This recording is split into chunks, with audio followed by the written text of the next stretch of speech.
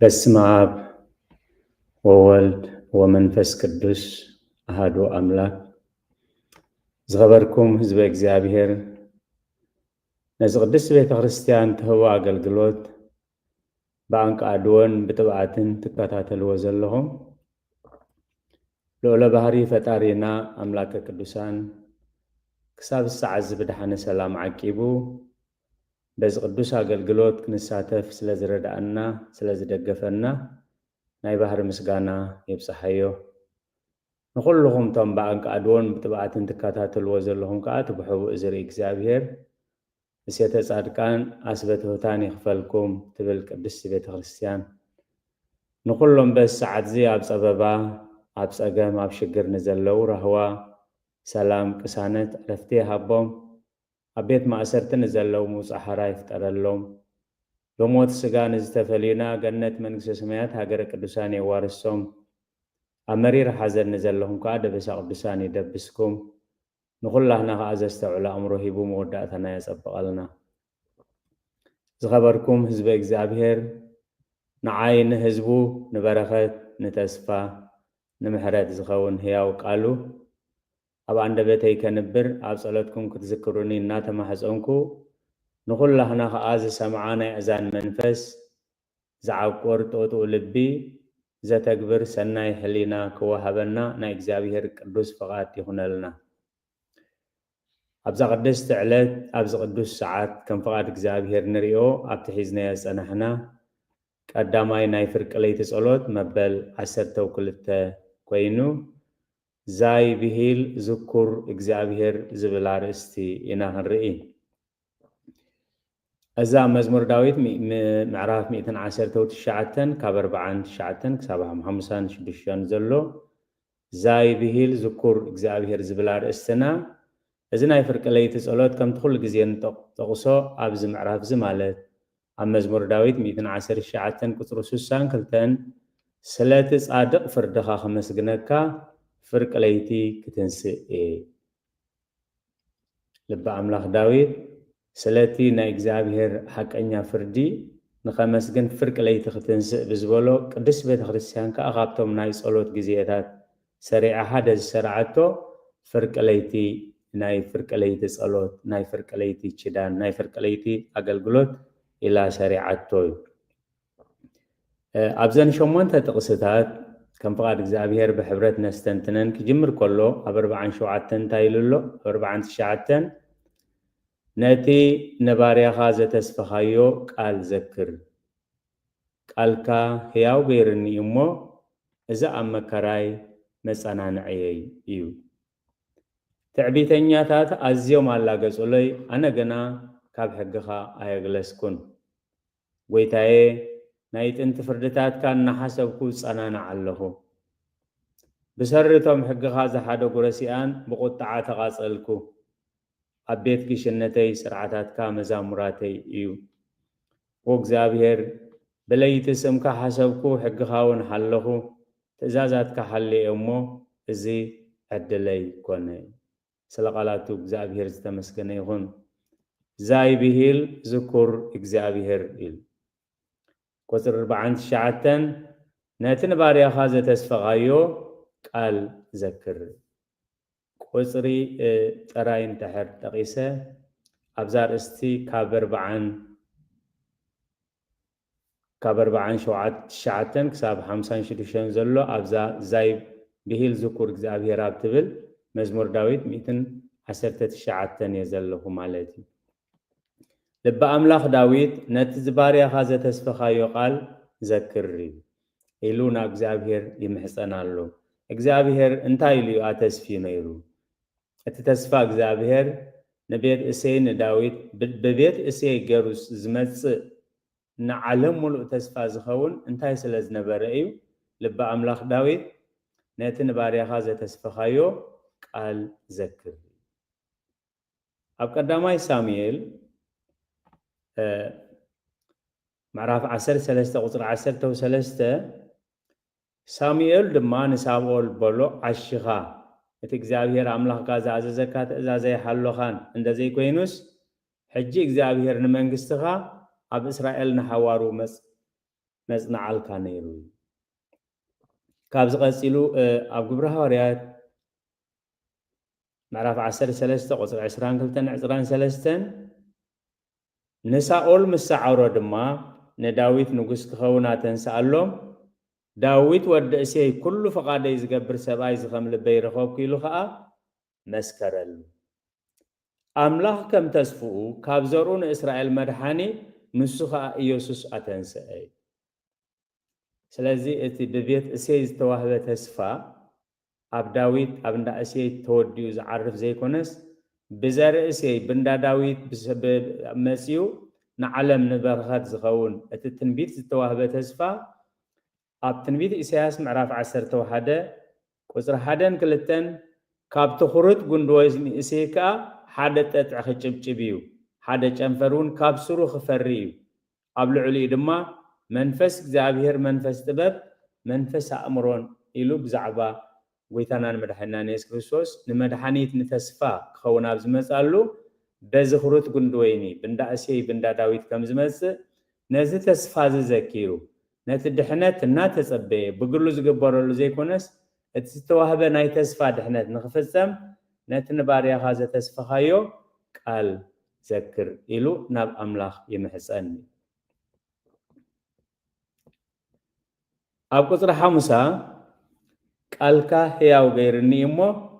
እዚ ኣብ መከራይ መጸናንዐየ እዩ ብቃል እግዚአብሔር ሕያው ከም ዝገብር ኣብ ግዜ መከራና ኣብ ግዜ ሽግርና ክንጸናናዕ ንኽእል ከዓ ብቃል እግዚአብሔር ጥራይ ምዃኑ እቶም ዘጸናንዑ ብቃል እግዚአብሔር ከም ዘጸናንዑ እቶም ንጸናንዓውን ብቃል እግዚአብሔር ጥራይ ክንጸናናዕ ከም ንኽእል ክገልጽ ከሎ ቃልካ ሕያው ገይርኒ እሞ እዚ ኣብ መከራይ መጸናንዐየ እዩ ቃልካ ሕያው ገይርኒ ክብሪ ንዝኽርስሙ ይኹን ጎይታናን መድሓኒናን ኢየሱስ ክርስቶስ በቲ ሕጊ ሙሴ ዝተዋህበ ቃል ሓደ ቃል እንታይ ኢሉ ነይሩ ሰብ ካብ ኣምላኽ ብዝወፅእ ቃል እምበር ብንጌራ ጥራይ ኣይነብርን ጎይታናን መድሓኒናን ኢየሱስ ክርስቶስ ብዲያብሎስ ኣብ ተፈተነሉ ወዲ ኣምላኽ እትኾንካ እዚ እማን እዚ ሕብስቲ ክኸውን በል ምስ በሎ ምስ ወዲ ኣምላኽ ትከራኸር ኣይከኣለካኒ ወዲ ሰብ ግና ኢሉ ናብ ታሕቲ ውሪዱ ካብ ኣፍ እግዚአብሔር ብዝወፅእ ኩሉ ቃል እምበር ብንጌራ ጥራይ ኣይነብርን ስለዚ ኣብ ግዜ ኣገልግሎቱ ጎይታናን መድሓኒናን ኢየሱስ ክርስቶስ ኣብ ወንጌል ዮሐንስ ምዕራፍ 6:63 መንፈስ ሕያው ዝገብር ስጋስ ገለኳ ኣይጠቅምን እዩ እዘን ኣነ ዝነገረኩኹም ቃላት ከዓ መንፈስ እየን ሕይወት እውን እየን ስለ ቃላቱ እግዚአብሔር ዝተመስገነ ይኹን መንፈስ ሕያው ዝገብር ስጋስ ገለኳ ኣይጠቅምን እዩ ተረጎደን ተሰበሐ ተጸበቀ እንተቀኸ ኩሉ ግዜ ስጋ ናብ ሓመዱ ምምላሱ ኣይተርፎን ስለዚ ከዓ እዩ መንፈስ ሕያው ዝገብር ገል ስጋስ ገለኳ ኣይጠቅምን እዘን ኣነ ዝነገረኩኹም ቃላት ከዓ መንፈስ እየን ሕይወት እየን ስለዚ ከዓ ልበ ኣምላኽ ዳዊት ቃልካ ሕያው ገይርኒ እሞ እዚ ሕያው ቃልካ እንታይ ኮይኑ ኣብ መከራይ መጸናንዐየ ይኮነ ኣብ መከራይ መጸናንዐየ ይኮነ ኣብዚ ምዕራፍ እዚ ኣብ ምዕራፍ ቁጽሪ 143 መከራን ሽግርን ረኸብኩ ኢሉ ትእዛዛትካ ግና ደስታ እዩ ዋላ መከራን ተረኸብኩ ዋላ ሽግር ተረኸብኩ እዚ መከራን ሽግርን እዚ ብትእዛዛትካ ንሓጎሰይ ንበረኸተይ ክኸውን እምበር እዚ መከራ እዚ ካባኻ ኣይክፈልየንን እዩ እንዳበለ እዚ ኣብ መከራይ መጸናንዐየ እዩ ምክንያቱ ቃልካ እንታይ ገይርኒ እዩ ቃልካ ሕያው ገይርኒ ስለዚ ልበ ኣምላኽ ዳዊት ንስነ ንባብ ንስነ ምዝራብ ንስነ ምጽሓፍ ዘይኮነስ ኣብ ህይወቱ ዝገብሮ ዝነበረ ኣብቲ ግዜ እዋን መከራ ዝኾነ ዝነበረ ክገልጽ ከሎ ኣብ ቀዳማይ ሳሙኤል ምዕራፍ 30 ቁጽሪ 6 ኣብቲ ዝኸበደ እዋን ብቀረብቱን ብረሓቕቱን ብፈተውቱን ብጸላእቱን ኣብ ተጠለመሉ ግዜ ደበ ኣምላኽ ዳዊት ዝተዋህቦ ምስክር ከም ዝስዕብ እዩ ቀዳማይ ሳሙኤል 30 ቁጽሪ 6 ነብሲ ኩሉ ህዝቢ ነብሲ ወከፍ ብዛዕባ ኣወዳቱን ኣዋልዱን ስለ እተመረረ ንዳዊት ብዳርባ እምኒ ክቐትልዎ ይብሉ ነበሩ እሞ ኣዝዩ ጨነቆ ዳዊት ግና ብእግዚአብሔር ኣምላኹ ጸንዐ ክብሪ ንዝኽሪ ስሙ ይኹን ዳዊት ግና بإግዚአብሔር أملاخ صنع سلازي خايو إذا أمكراي مصنع يكون قالك هياو غيرني مو إذا أمكراي مصنع يكون كلهم نبيات حواريات سماعات صادقان قدوسان أبت غزي شغروم زصنعهم حيلي قال እግዚአብሔር أملاخن قالون أملاخون منفسون እንደዚህ ኮይኑ ካለ ከጽንዖም ዝኽእል የለን ስለዚህ ኣብቲ መርድሪክ እንደዕንቁ ዝኾነሉ ዳዊት ገና በእግዚአብሔር አዚ ጨነቆ ዳዊት ገና በእግዚአብሔር አምላኹ ጸናዐ ስለዚህ ንሕናውን ኣብቲ ንደኽመሉ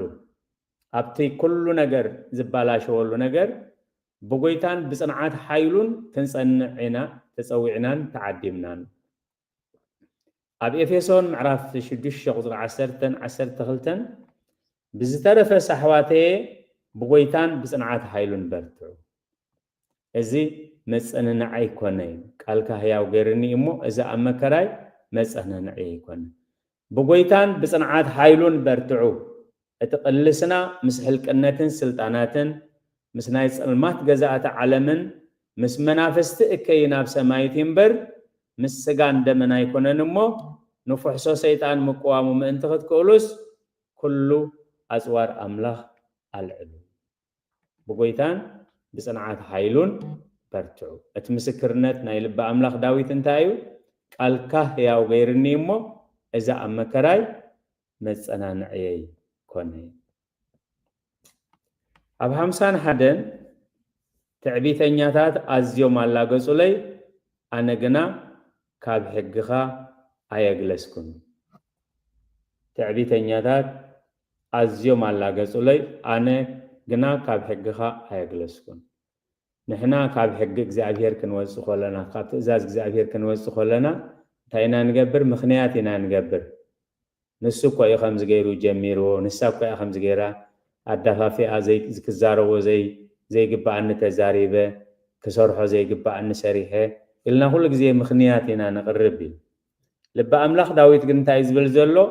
ትዕቢተኛታት ኣዝዮም ኣላገጹለይ ኣነ ግና ካብ ሕግኻ ኣላጊጾምለይ ከላግጸሎም ጸሪፎም ንኽጸርፎም ገይሮም ንኽገብሮም ኢለ ኣይተሃላለኽኩ እንታይ ዳ ኣነ ግና ካብ ሕግኻ ኣየግለስኩን ትዕቢተኛታት ኣዝዮም ኣላገጹለይ ብዙሕ ግዜ ኣብ ህይወት ዳዊት ዘላግጹ ዘሽካዕልሉ ብሕፃኑ ጀሚሩ ማለት ኣብ ቀዳማይ ሳሙኤል ምዕራፍ 17 ቁጥሪ 26-27-28 ከም ዝነንብብ ዳዊት ድማ ነቶም ምስ ደው ኢሎም ዘለው ሰባት እዚ ንሰራዊት ህያው ኣምላኽ ዘባጭ ዘሎ ዘይግዙር ፍልስጥኤማዊ እዚ መን እዩ ኣቦኡ ንሕዋትካ ዳሃዮም ፍለጥ ነቲ ሹም ከዓ እዚ በረኸት ዝተማልኣሉ ኣብ ኩናት ስለ ዝነበረ ሽግር ስለ ዝነበረ እሴይ ከም ወላዲ ነቲ ንኩናት ዘይበቅዐ ዳዊት ዳሃይ ህዋቱ ክፈልጥ ምስ ለኣኾ ጎልያድ ከዓ ኣብ ኣምላኽን ህዝቢ ኣምላኽን ከቃልል ክጻረፍን ምስ ሰምዖ ሓደ ሕቶ ይሓቲቱ እዩ እዚ ንሰራዊት ህያው ኣምላኽ ዘባጭ ዘሎ ዘይግዙር ፍልስጥኤማዊ እዚ መን እዩ ኣርእስትና ኣብ ሓሳባትና ብ51 ትዕቢተኛታት ኣዝዮም ኣላገጹለይ ዝኸበርኩም ህዝቢ እግዚአብሔር ኣብ ህይወትና ከጋጥመና ኸሎ ስለ ዝመለሱ ክንምልስ ሓሪቐ ስለ ዝነበርኩ ከምዚ ስለ ዝበለኒ ዘይኮነስ ልቢ ኣምላኽ ኣብ ከምዚ ዝመሰለ ቶም ቅዱሳን እግዚአብሔር ኣብ ከምዚ ዝመሰለ ነቲ ህይወት ብኸመይ ሒዝዎ ነይሮም ብኸመይ ይምርሑ ነይሮም ንዓና ንትምህርትና እዩ ተጻሒፉ ትዕቢተኛታት ኣዝዮም ኣላገጹለይ ሕጂ ብዚ ሰዓት እዚ ንዓይን ንዓኹም ዝኾነ ሰብ ዝኾነን ዘይኮነን እንደዘላግጸልና ነዚ ቃል ምዘከርናዮ ዶስ ወላ ጥራይ ኣርእስቲ ስለ ዝሓዝናሉ ኢና ንዝክረው ዘለና ትዕቢተኛታት ኣዝዮም ኣላገጹለይ ኣነ ግና ኣብ ሕግኻ ኣየግለስኩን ዳዊት ድማ ነቶም ምስኡ ደው ኢሎም ዘለው ሰባት 40 መዓልቲ ዝኣክል ንኣምላኽን ንህዝቢ ኣምላኽን የባጭወሎምን ይጸርፎምን ስለ ዝነበረ ጎልያድ ዳዊት ሓደ ሕቶ ሓቲቱ እዚ ንሰራዊት ህያው ኣምላኽ ዘባጭወሉ ዘሎ ዘይግዙር ፍልስጥኤማዊ እዚ መን እዩ ስለዚ እቲ ዝተመለሰሉ መልሲ ኣብ ቁጥሪ 28 ኤልያብ እቲ ዓብይ ሓው ድማ ምስቶም ሰባት ክዛረብ ከሎ ሰሚዕዎ ኹራ ኤልያብ ኣብ ዳዊት ነደደይ እንታይ ክትገብር ናብ ዝወሪድካ እተን ሒደት ኣባጊዕኻ ኣብ በረኻ ንመን ገዲፍካየን ወግእ ምእንቲ ክትርኢ ኢኻ ወሪድካ ዘለኻ እሞ ትዕቢትካን ክፍኣት ልብኻን ኣለ ፈሊጠየ ኣለኹ ካዛ ሓተታ ሕቶ እቲ ንህዝቢ ኣምላኽ ንሰራዊት ኣምላኽ ዝፃረፍ ዘይግዙር ፍልስጥኤማውስ እንታዋ እዩ እዚኣ እትብል ነይራ ማለት ኤልያብ ዝብሎ ዘሎ ግን ትዕቢትካን ክፍኣት ልብኻን ኣነ ፈልጠ እየ ዳዊት ነዚ ክምልስ ከሎ ንኤልያብ ዝኾነ ከቢድ ነገር ኣይመለሰሉ ኣብቲ ቃል ተመሊስና እንተርኢናዮ እቲ ዝበልክዎ ቃል ሓቂ ኣይኮነን ድዩ ኢሉ እዩ ዝሓቶ እምበር እንታይ ስለ ዝገበርኩ ኢኻ ከምዚ ዝበልካኒ ኣነ ትዕቢተኛ ኣይኮንኩን እዚ ትብሎ ዘለኻ ጌጋ ኣይክብሎ ኣይበለን ስለዚ ከዓ እዩ ኣብቲ ህያው ቃሉ ትዕቢተኛታት ኣዝዮም ኣላገፁለይ ኣነ ግና ካብ ሕግኻ ኣየግለስኩን ኣብ ቁፅሪ 42-52 ንቕሬታ ጎይታዬ ናይ ጥንቲ ፍርድታትካ እናሓሰብኩ እፃናናዕ ኣለኹ ዝኸበርኩም ህዝቢ እግዚኣብሔር መከራ ሽግር ልዕሊ ዓቕምና ዝኾነ ኩነታት ዘይተፀበናዮ ክጋጥም ከሎ ስለምንታይ ዝነዓይ ወርደኒ ስለምንታይ ኣነ በዛ ሓልፍ ቅድሚ ምባልና ነቢያት በዛ ሓሊፎም ዶ ሃዋርያት በዚ ክሓልፉ ከለዉ ብኸመይ ይሓልፉ ነይሮም ሰማዕታት በዚ ክሓልፉ ከለዉ ብኸመይ ይሓልፉ ነይሮም ቅዱሳን በዚ ክሓልፉ ከለዉ በየን ይሓልፉ ነይሮም ኢልና ምስኡ እናዘከርና ናይ ጥንቲ ፍርድታትካ እናሓሰብኩ ፀናናዕ ኣለኹ እቲ ንቅዱሳን ኣብ ኩሉ ፈተናኦም ፀኒዖም ነቲ ፈተና ክሰግሩ ክስዕሩ ዘኽእሎም ዝነበረ እቲ ፍርዲ ኣምላኽ ኣቐዲሞም ዝሓለፈ መምሃሪ መለበሚ ናይ ጥንቲ ፍርድታትካ እናሓሰብኩ ነቲ ኣባና ዝበፅሐ ኣብ ካልኦት ብኸመይ ይበፅሕ ነይሩ ብቐንዱ ጎይታናን መድሓኒናን ኢየሱስ ክርስቶስ ከዓ ክስዕበኒ ዝደሊ ነብሱ ይቕበፅ ኢሉ ክርስትና መከራ ሓሊፍካ ሽግር ሓሊፍካ ጥሜት ሓሊፍካ ውርደት ሓሊፍካ ፀለማ ሓሊፍካ ዝድፋእ ናይ እምነት ኣኽሊል ምዃኑ እዩ ኣቐዲምዋ ተስፊዩ ስለዚ እዚ ኢሉ ነዚ እንዳዘከረ ናይ ጥንቲ ፍርድታትካ እናሓሰብኩ እፀናናዕ ኣለኹ እስኪ ቅድሚኡ ዝተገብረ ከፀናንዕ ዝኽእል ውሳኔ ኣምላኽ እንታይ እዩ ነይሩ ኣብ ዘፀአት ምዕራፍ 1 ቁፅሪ 12 ብመጠን እተዘፅቦ ብሎም ግና ክንድኡ ሰሰኑ ክንድኡ ከዓ ተዘርግሑ እሞ ብደቂ እስራኤል ይጭነቁ ነበር ግብፃውያን ብደቂ እስራኤል ዝቕተሉ ዘለዉ ናብ ባሕሪ ዝድርበዩ ዘለዉ እስራኤላውያን እዚ ዝገብር ዘሎ ሰይጣን ከዓ ነቲ ዘርኢ ኣምላኽ ከፅንት እዩ እግዚአብሔር ዘብዝሖ ሰብ ኣያውሕዶኒ እግዚአብሔር ሕያው ዝገበሮ ሰብ ኣያጥፍወኒ ናይ ጥንቲ ፍርድታትካ እናሓሰብኩ ኢሉ ናይ ፍርድታትካ እናዘከርኩ እናሓሰብኩ በዚ እንታይ ይኸውን ኣለኹ በዚ ይፀናናዕ ኣለኹ ብመጠን ትዘፅበ ብሎም ክንድኡ ሰሰኑ ክንድኡ ከዓ ተዘርግሑ ኢሉ ግብፃውያን 5 ቆልዓ ቆቲሎም እንተሓዲሮም እግዚአብሔር ግን ኣብ ህዝቢ ኣምላኽ ኣብ ቤተ እስራኤል 10 ቆልዓ ተወሊዶም ከም ዝሓድሩ ይገብር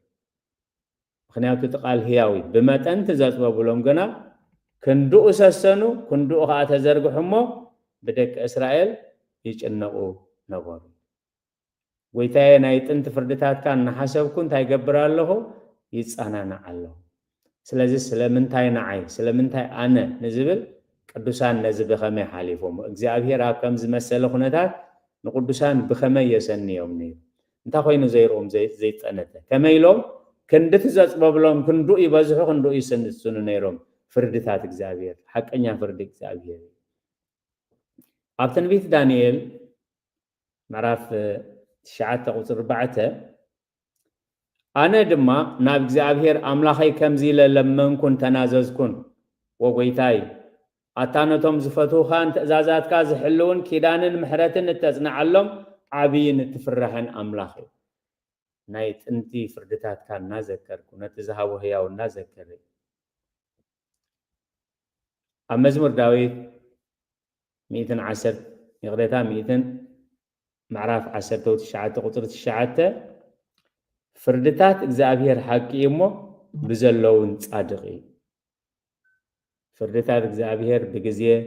ብኹነታት بتغمي بعقمي زلوت زغير أيكونن فرحات እግዚአብሔር ንጽሑ ንዘለ ዓለም ይነብር ምስ በለ ፍርድታት እግዚአብሔር ሓቂው ብዘለውን ጻድቕ ስለዚ ልበ አምላኽ ዳዊት እዚ እናዘከረ ናይ ጥንቲ ፍርድታትካ እናዘከርኩ ብኡ እንታይ ይገብር ኣለኹ ብኡ ይጸናናዕ ኣለኹ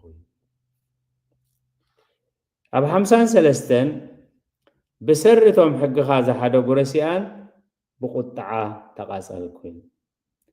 እቶም ናይ እግዚአብሔር ሰባት ሕጊ አምላኽ ክፈርስ ሕጊ አምላኽ ክገሃስ ከሎ ብኡ መጠንካ ኣብ ህዝቢ አምላኽ ውርደትን ስደትን ሙርኮን ብቆንዱ ከዓ ዘለዓለማዊ ሞት ስለስዕብ እቶም ህዝቢ አምላኽ ሕጊ አምላኽ ክፈርስ ከሎ ብሰርቶም ሕግኻ ዝሓደጉ ረሲኣን ብቁጥዓ ተቃጸልኩኝ ሊቀ ነቢያት ሙሴ እግዚአብሔር ናብ ደብረ ሲና ምስ ፀውዖ 10 ትእዛዛት ሒዙ ክመጽእ ከሎ ደቂ እስራኤል ብመሪሕነት ካህን አሮን ወርቂ ምራኽ ሰሪሖም ኣብ ጣዖት ከምልኹ አምላኾም ነቲ ባሕሪ ጭዲዱ ዘሳገሮም ኣብ ምድረ በዳ መና ዝመገቦም ካብ ከውሒ ማይ ዘፈልፈለሎም ፀሓይ ሃሩር ከይወቕዖም ብደመና ዘጽለሎም ለይቲ ከይጽልምቶም ብዓብደ ብርሃን ዘብርሃሎም አምላኽ ገዲፎም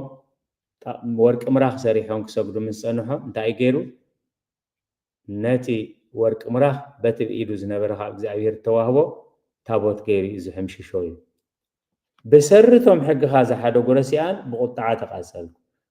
ንሕና ብዙሕ ግዜ ንቁጣዕ ከም ሰባት ከመገልገልቲ ጥቕምና ክትንከፍ ከሎ ዝሓሰብናዮም ምስ ዘይቀንዓና ዝደለናዮም ምስ ዘይሰልጠና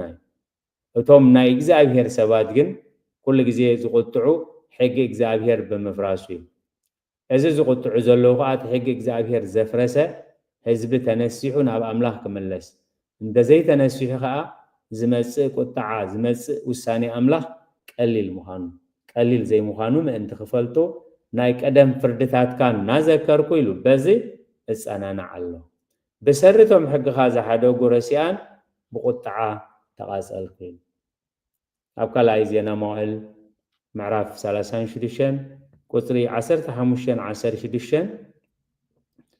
ንህዝቡን ነታ ማሕደሩን ስለ ዝደንገጸሎም ድማ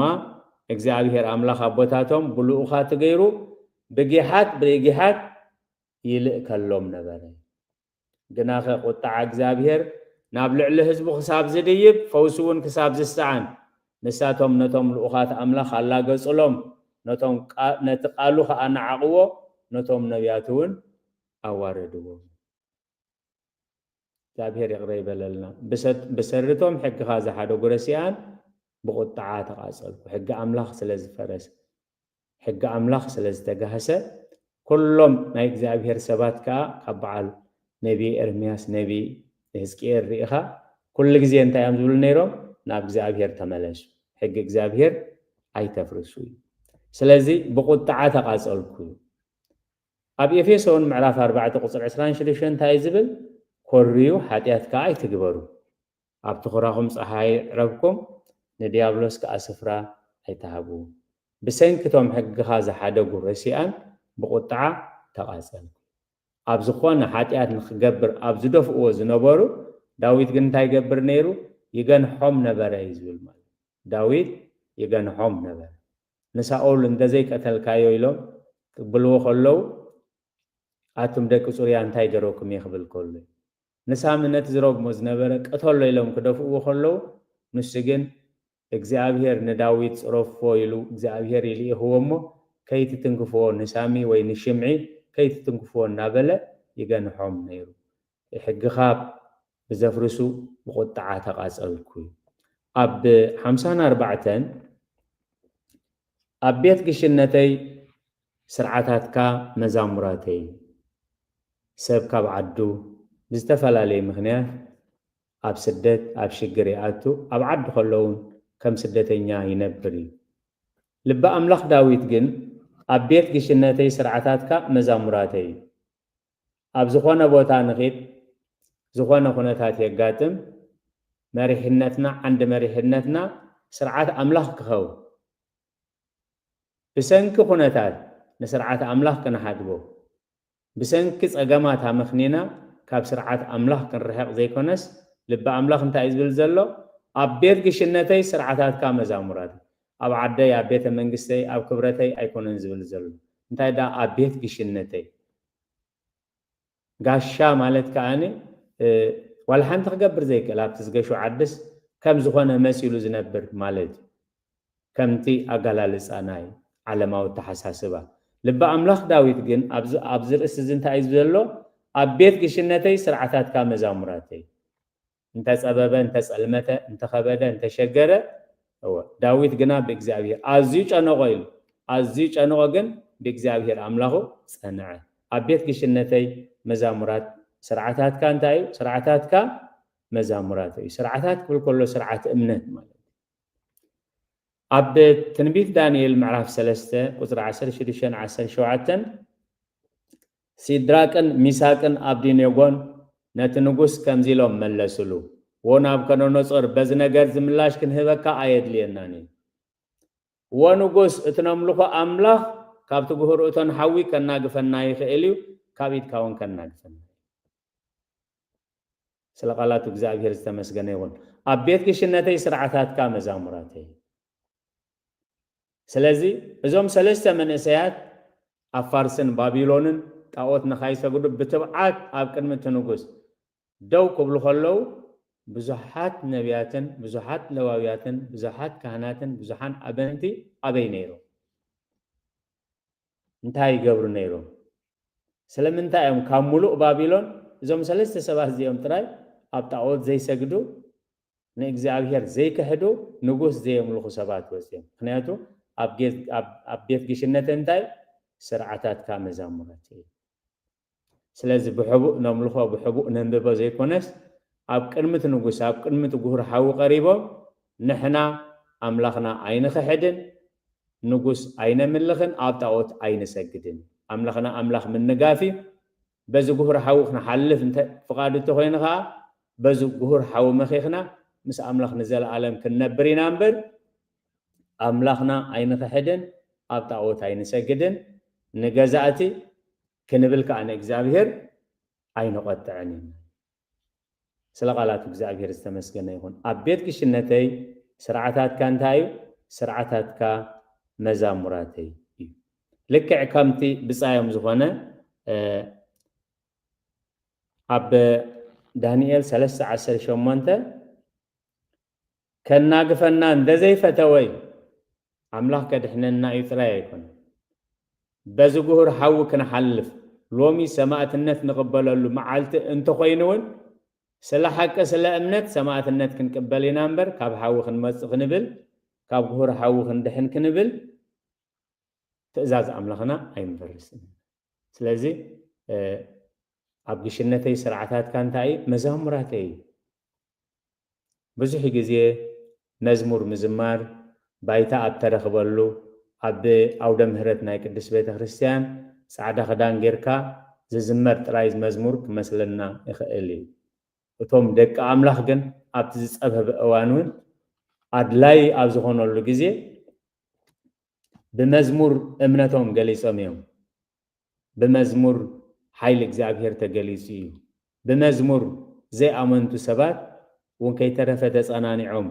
መቃውሕ ካብ ኢዶም ክወርድ ቃል ኣምላኽ ኣቐሚጥዎሉ ኣብ ግብረ ሐዋርያት ምዕራፍ 16 ቁፅሪ 25-26 ፍርቅ ለይቲ ምስኮነ ድማ ጳውሎስን ሲላስን ንኣምላኽ እናለመኑ ብዜማ የመስግኑ ነበሩ እቶም እሱራት ከዓ ይሰምዕዎም ነበሩ ታራ እስር ቤት ኣይነበረን ስራሕ ኣምላኽ ስለ ዝተጋህደ ገሪፎም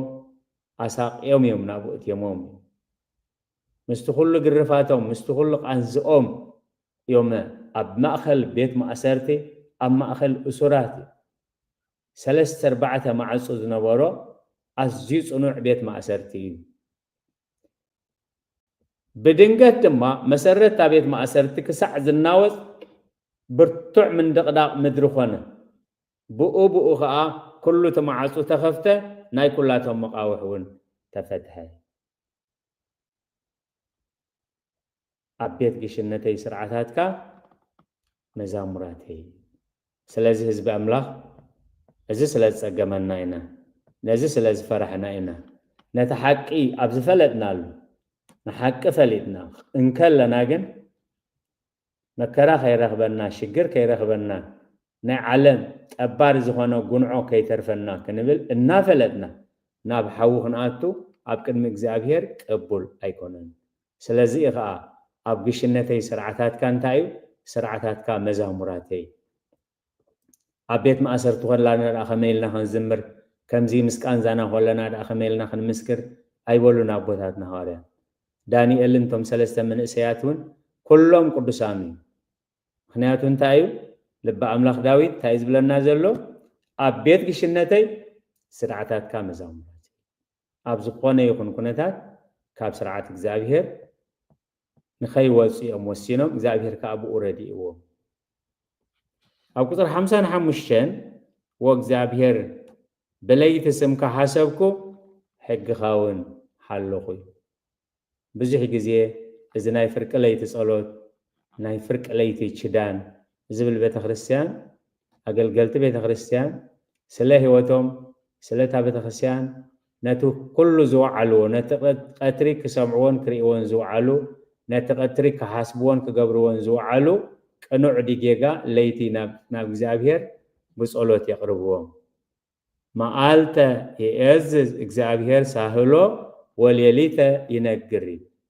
ነቲ ቀትሪ ዝተኣወጀ ምሕረት ኣምላኽ ከዓ ብለይቲ የለልይዎ ስለዚ እግዚኣብሔር ወእግዚኣብሔር ብለይቲ ስምካ ሓሰብኩ ሕግኻውን ኣይሓለኹን ብዙሕ ሓሳባት ብለይቲ ክመጽእ ስለ ዝኽእል እቲ ንበረኸት ዝኸውን እቲ ኣብ ሕጊ እግዚኣብሔር ክንጠብቕ ኣብ ሕጊ እግዚኣብሔር ክንጸንዕ ዝረዳእና ብለይቲ ንስምካ ሓሰብኩ ሕግኻውን ኣይሓለኹን ስለዚ ኩሉ ግዜ ለይቲ ናይቲ ቀትሪ ክንገብሮ ዝወዓልና ናይቲ ንጽባሕ ክንገብሮ ንሓስብ እዚ ዝሓስቦ ዘለኹ ሓሳብ እዚ ክዛረቦ መዲበዮ ዘለኹ እዚ ክጽሕፎ ኣዳልዮ ዘለኹ ደብዳቤ እዚ ክገብሮ ወጢነዮ ዘለኹ ስራሕ ኣብ ቅድሚ እግዚኣብሔር ቅኑዕ ድዩ ኣይኮነን መሰል ሰባት ይትንክፍ ድዩ ኣይትንክፍን ንዓይ ብቐጥታኹን ብተዘዋዋሪ ብቐረባኹም ብርሑቕ ይጎድኣኒ ድዩ ኣይጎድኣንን ኢልና ብጸሎት ክንሓትት ብለይቲ ስምካ ሓሰብኩ ኢሉ ሕግኻውን ሓለኹ ንኣብነት ዝኾነና ኣብ ትንቢት ዳንኤል ምዕራፍ 6 ቁፅሪ 18 እቲ ንጉስ ናብ ኣዳራሹ ኸደ ጾሙ ከዓ ሓደረ ኣብ ቅድሚኡ ድራር ኣየቕረበን ድቃስ እውን ካብኡ በረረ እቲ ዝወሰኖ ውሳኔ ለይቲ ምስ ሓሰቦ ንሓደ ንጹህ ሰብ ዘይበደሎ ንምሉእ ፋርስን ባቢሎንን ንበረኸት ዝኸውን ናይ ኣምላኽ ሰብ ከም ኣብ ትሕቲ ንጉስ ኮይኑ ዘገልግል ዝነበረ እሙን ሰብ እቲ ኣብ ልዕሊኡ ዝወሰኖ ውሳኔ ምስ ዘከረ እንታይ ዝብል ጾሙ ሓደረ ንጉስ እዩ ጾሙ ሓደረ ኣብ ቅድሚኡ ድራር ኣየቕረበን ድቃስ እውን ካብኡ በረረ ስለዚ በዚ ኩሉ ከስተንትኖ ዝሓደረ ኣንጊሂ ኸይዱ ዳንኤል ባርያ ኣምላኽ ኣታነይ ኣምላኽ ሰብ እቲ ትእሞነ ኣምላኽሲ ከናግፈካ ዶ ከኣለ እዩ ብለይቲ ስምካ ሓሰብኩ ሕግኻውን ኣይሓለኹን ወንጉስ ንዘለዓለም ሕያውኩን ንዓኻ ኣይበደልኩን ኣብ ቅድሚ ኣምላኸይ እውን በደለኛ ኮይና ኣይተረኸብኩን እሞ እግዚኣብሔር ኣናብስቲ ልኢኹ እግዚኣብሔር መልኣኹ ልኢኹ ካብ ኣፍ ኣናብስቲ ኣናገፈኒ ስለዚ እቲ ንጉስ ዝሃቦ ውሳኔ ዝሃቦ ምስክርነት ብሰፊሕ ክንሪኦ ንኽእል ኢና እዩ እቲ ንጉስ ካብ ኣብ ኣዳራሹ ኸደ ጾሙ ከዓ ሓደረ ኣብ ቅድሚኡ ድራር ኣየቕረበን ድቃስ እውን ካብኡ በረረ ብስጋ ብመንግስቲ ዝጎደሎ ነገር የብሉ እቲ ዝተወሰነ ውሳኔ ግን ዘደቅስ ኣይነበረን ዘደቅስ ስለ ዘይነበረ ከዓ ኣይደቀሰን ስለ ዘይደቀሰ ብሓቂ ስለ ዘስተንተነ ከዓ ውፅኢት ናይቲ ዝጽበዮ ዝነበረ ረኺቡ እዩ ብለይቲ ስምካ ሓሰብኩ ሕግኻውን ሓለኹ ኣብ ተመሳሳሊ ፍጻሜ ኣብ መጽሓፍ ኣስቴር ምዕራፍ 6 ቁፅሪ 1 2 እንታይ ዝብል እቲ ንጉስ በታ ለይቲ እቲኣ ድቃስ ዘየልቦ ሓደረ اتمسحف زينا موال مذكرتا خمسؤلو خا عززة أبقرمة النقوس كآتا نبابا حدا جزية النقوس انتاي قبرة دقاس زي بلو حدا ريب سلازي نت سنادات نت مزاقبتن انتاي كمزتقبرة انتاي قنوع كمزلو انتاي قدولو خمزلو خريوسي نت بيت مزاقبتي ناي مذكرتا موال خمسؤلو عززة أو كتر خلطة فتوم كلتا ناي نقوس سلوبات أقافر تحلفيني بيكتانن تريشين إدوم أب نقوس أحشوروس كزرقوحو خمز حسبو ماردو كايكا خمز نقرو تساحيفو رخباي سلازي زوم كلتا أبيتا منكسز نبورو سبات نت نقوس قتلو بوديت مس حسبو ماردو كايكا زوم سبات زيوم قتلو خا حسبو اللو تتنقلو نتملختي أبسي حلو أيهوداوي سلاز نبرا نزو علت زي كم مذكرت أنت تزحفكوا ني ماردوكاي زتقبرلو نجار جنيلا زي تقبرلو مخنيات كا انتاي سلاز نبري أيهوداوي سلاز نبرا بعال همان أبتخباب سلاز نبوري سلازة نقوس جن ليت نتناي مذكرتها موائل ناي مزحف موائل مذكرتها أمسو ليلو مسمببو نزو علت زريو معنى سلازة انت عايزبل نماردوكاي انتاي تغيرو لي إلي إذا حاتت مالي ولا حنت أي تغبرلون مسبلو أب قطر عسرت انت عايزبل شعو نقوس نهامان الطيف كالبسن فرسن وسد نتا أبدأ نقوس كوفي لزلو أيهوداوي ماردوكاي كم تتزارب كايو هم اقبرلو كابزز بالكايو حدا كو أي تقدليلو عززو ماردوكاي تداليل لزلو خسكال بهاما تقتيلو هامان بموت ماردوكاي كحقوس بسنتت أيهوداويان كحقوس مدب أبز قبرلو لنقوس كخبروز دالي نقوس ساب كدمي موقوس درخبس انتاي يقبو أمسبلا بجكاي أنا يزلو خندراسي بجكاي نقوس فتويلا أجي زبها زلو شمت كأنا عايو إيلو حاسيبو خمز قبرلو مستبهلو نتا أب أفدقا نقوس زلو ماردوكاي سدتين ذات كيد كاهم قبرلو كابو حنتكوا أي تقدليل إزازو مخنياتو بليت اسم كحسبكو حق خاون أي رسعخون نايمو داتا تغسنا تأزازات كحالي يمو ازي عدلي كوني نتخل زتمحزنو نتخل كله قورو زوسونو كمزي اخقبري النابلة كذكرنا سنحة بمنتي عدم دي مولو ازي عدلي كوني أملاخ سلاز فقد اللي أملاخ سلاز هذا النمبر أنا سلاز حسبكو أنا سلاز قبركو أنا سلاز دلخي كونن تأزازات كحلي يمو أزي عدلي كونن تأزازات كحلو أزون تاي كونن عدلي كونن إلو كله تزخونو بأملاخ كم زخونو إزازم مالد مزمور داويد معرف عسر شديشك وزرح مشتغ ساب شو عدت زلو ساب شو منته እግዚአብሔር ክፍል ርስተይን ጽወአይኒው ነትብዕጻ ዝበጽሐን ተጽንዖ ንስኻ ኢኻ ትእዛዛት ከሐለየሞ እዚ እንታይ ኮነ እዚ ዕድለይ ኮነ ነትብዕጻ ዝበጽሐኒ እተጽንዖ ንስኻ ኢኻ አባህ ዘብል ቦታ ዕጻ በጽሕኒ አረ ጽቡቕ ርስቲ መጽይኒ ልበ አምላኽ ከመስገን ከሎ أبوتاتنا نابت مزمور داويد 51 نمور داتا قميطة مزلو نؤس أنا أما هوي ووريزا ببيت أبوي أنا كابيت أبوي تزنا أسكي أخاب حواتي تزنا أسكي من نقرو لإجزئي نقويتاي من نقرو إليزحات سلازي أباه زبل بوتا عصابة سيحني أرسبق رستي مسيني من البات بزي ساعات بزي أقل زخن الرخب كلنا محرات እግዚአብሔር ስለዝበዘሐ ጸጋ እግዚአብሔር ስለዝበዘሐ محراتو نزل ዓለም ዝነብር ስለዝኾነ እንደዘይ ኮይኑ ንሕና ዝግባአና ኮይኑ ወይ ካብቶን ካልኦት ስለዝበለጽና ካብቶም አጽልማት ዘለው መከራ ዘለው አብ ሽግር ዘለው አብ ካል ዘለው ስለዝበለጽና አይኮነን አብ ዝማዕድዝ ዘለና አባህ ዘብል ቦታ ዓጻበ ጽሕኒ አረ ጽቡቕ ርስቲ መጽይኒ ክብሪ ንዝኽርስሙ ይኹን ስለዚህ ልበ አምላኽ ዳዊት نت إجزابير زجبرلو نت بعصاز بس حن تصنعون السخاء خايل إجزابير كفل رستين سوئين نت بعصاز بس حن تصنعون السخاء خا أبهز بالبوتا عصابسي حني أرس بقرست مسينين نت زمعدن إجزابير بارك الله بليتك وخلاليتي يمهراني أنا نإجزابير كل جزيب كما يجريو بيمانه سلازغونها أيكنا وسني سلقالات إجزابير استمسكنا يهون سلازي زاي بهير ذكور إجزابير أبزبلار استنا لبا أملاخ داويد مجمريا ذكرني إلو إزلمن نتزة تسفخايو قالات ذكر إلون إجزابير يحاتو انتاي إلو تسفاهي بو خمز نبرة كآخم بغال إجزابير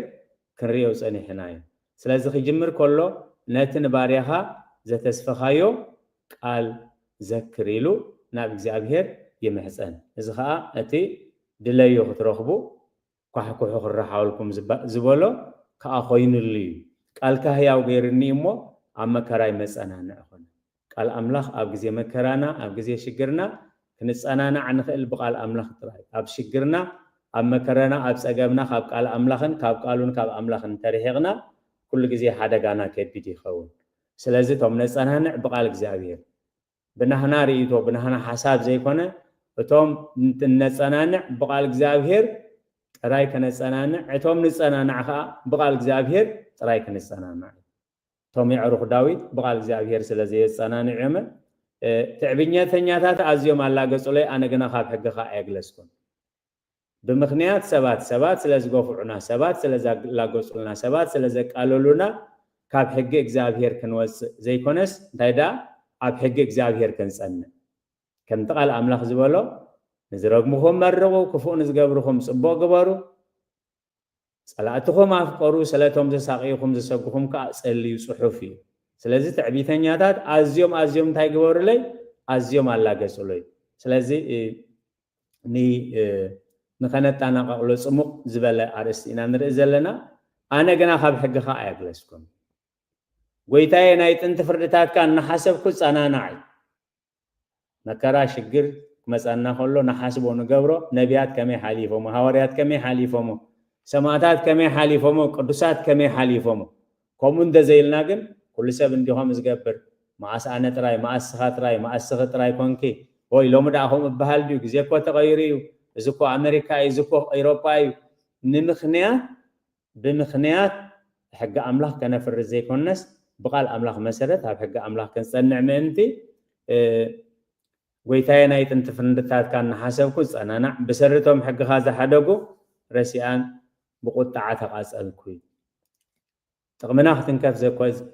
كله تراي زي كونس حق املاح كفرس كله بو مسرتها حزب املاح زمص يشجر رينا خنحسب ابيت قشنتي سرعتاتك مزامراتي بوتا سلازغيرنا عد سلازغيرنا خنتات سلازغيرنا زغير حق اغزابير بفصوم يلبون نزي زبلنا لب أملاخ وإجزابير بليت سمك حسبكو حق خاون حلو كل جزء نتقترك نجبرز وعلنا نتقترز تزاربنا يو وين صباح كنزاروبو كنحاسبو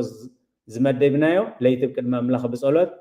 قنعدي زغا حاسبو زلوه بكدميخا خم قالكا قنعدي يتقم دي قد إلنا حاسبنا نجبر بليت سمك حسبكو حق خاون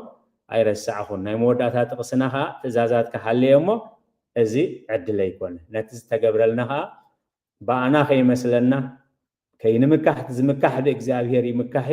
محرت إجزابير سلازبز حل نمبر أبكر ميت أتاو كنبل قالوا خنزارب أما أدو خنساتف سلازبق عنا أيكونان محرت أملاخ بسيحلنا ولا توم تتعدموا عند زي مازو كاب سرقياتات تسويعكم داس ملوز بالهياو أملاخ إمو نازي جزيز الزهابنا بقالو خنستنتن زردا أنا ناي بحر مسجانا يبصحيو بقالنا خنستنتن أم مدرخ مسئنا خنمدر ويكن سمع ترايزي هونجن أب نفس وكف أبرهوان أب سببان أب حماقنا أب سبقون أود كتن أب تنساين أب سجابنا أب تميتن بقال أملاح كنبر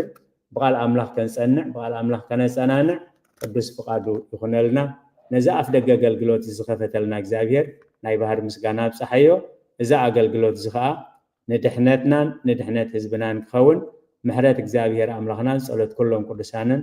ምስ ኩላህና ይኹን ጸጋ ጎይታናን መድኃኒናን ኢየሱስ ክርስቶስን ፍቅሪ አምላኽን